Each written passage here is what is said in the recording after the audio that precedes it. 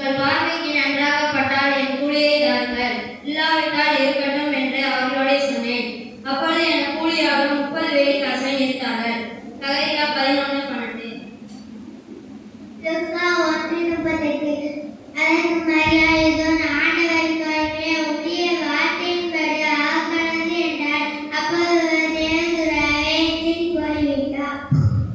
ஏசாயா 9:6. நமக்கு ஒரு பாலகன் பிறந்தார், நமக்கு ஒரு குமாரன் கொடுக்கப்பட்டார். கர்த்தத்துவம் அவர் தோளின் மேல் இருக்கும். அவர் நாமம் அதிசயமானவர், ஆலோசனை கர்த்தர், வல்லமையுள்ள தேவன், நித்திய பிதா, சமாதான பிரபு என்னப்படும். அதனால் ஆண்டவர் தம்மை உங்களுக்கு ஒரு அடையாளத்தை கொடுப்பார். இதோ ஒரு கன்னிகை கர்ப்பவதியாகி அவர் ஒரு குமாரனை பெறுவார். அவருக்கு இம்மானுவேல் என்று பெயரிடுவார். ஏசாயா 7:14. அவள் இருந்த வீட்டில் தேவதூதன் பிரவேசித்து, கிருபை பெற்றவளே வாழ்க, கர்த்தர் உடனே நீருக்குள்ளே நீ ஆசீர்வதிக்கப்பட்டவள் என்றார். 1:8. அவள் இதோ ஒரு கன்னிகை கர்ப்பவதியாகி ஒரு குமாரனை பெறுவாள். அவருக்கு இம்மானுவேல் என்று பெயரிடுவார்கள். இம்மானுவேல் என்பதற்கு தேவன் நம்மோடு இருக்கிறார் என்று அர்த்தமாம். மத்தேயு 1:23. ஒட்டகங்களின் ஏராளமும் மீதியான் ஏப்பார் தேசங்களில் உள்ள வேகமான ஒட்டகங்களும் முன்னே மூடும்.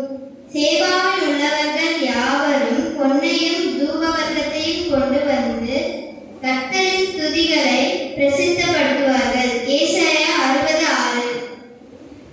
நான் என்னுடைய பரிசுத்த பர்வதமாகிய சீயோனின் மீது என்னுடைய ராஜாவை அபிஷேகம் பண்ணி வைத்தேன் என்றார். தீர்மானத்தில் விவரம் சொல்லுவேன். கர்த்தர் என்னை நோக்கி, நீர் என்னுடைய குமாரன், நான் இன்று உன்னை சந்திப்பேன். சங்கீதம் 2:6-7. தேவன் தம்முடைய ஒரே பேரான குமாரனை விசுவாசிக்கிறவர்களோ அவன் கெட்டுப் போகாமல் நித்திய ஜீவனை அடையும்படிக்கு அவரை தந்து உலவான இந்த உலகத்தில் அன்பு கூர்ந்தார். யோவான் 3:16. லூக்கா 1:30-33. தேவதூதன் அவனை நோக்கி, மரியாளே, பயப்படாதே, நீ தேவனிடத்தில் கிருபை பெற்றாய். இதோ நீ கர்ப்பவதியாய் ஒரு குமாரனை பெறுவாய். அவருக்கு இயேசு என்று பெயரிடுவாயாக. அவர் பெரியவராய் இருப்பார், உன்னதம் அவருடைய குமாரன் எனப்படுவார். கர்த்தராகிய தேவன் அவர் பிதாவாகிய தாவீதின் சிங்காசனத்தை அவருக்கு கொடுப்பார். அவர் யாக்கோபின் குடும்பத்தாரை என்றென்றைக்கும் அரசாளுவார். அவர் ராஜ்யத்துக்கு